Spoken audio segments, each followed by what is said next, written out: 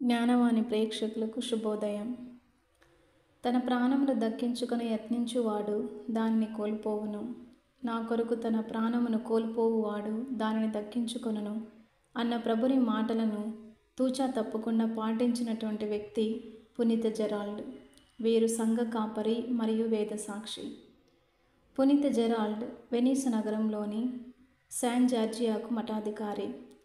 ఒకసారి తీర్థయాత్ర నిమిత్తమై పవిత్ర భూమికి హంగేరీ గుండా ప్రయాణిస్తుండగా హంగేరీ రాజ్యపు రాజుగారైన పునీత స్టీఫను గారు అడ్డుపడిరి.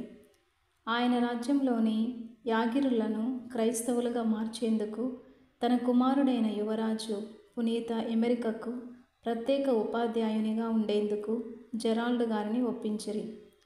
పునీత జెరాల్డ్కి హంగేరీ భాషలో కొల్లేర్ప్ అని పేరు.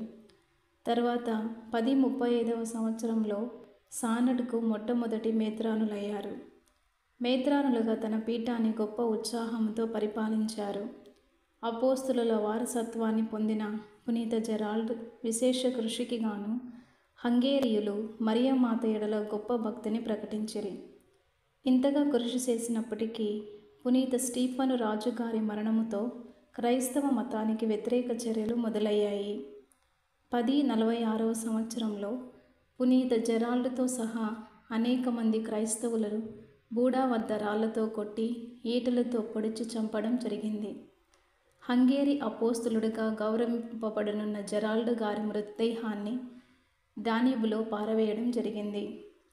పునీత జెరాల్డ్ గారు సువార్తను ప్రకటించటంలో సిద్ధహస్తులు, భక్తిని పురికొల్పడంలో కృషి చేసిన శక్తివంతులు, ఈటెలతో పొడిచి చంపబడిన వేదసాక్షి, విశ్వాసానికి సాక్షిగా ప్రాణాలు కోల్పోయిన పునీతుడు వీరు.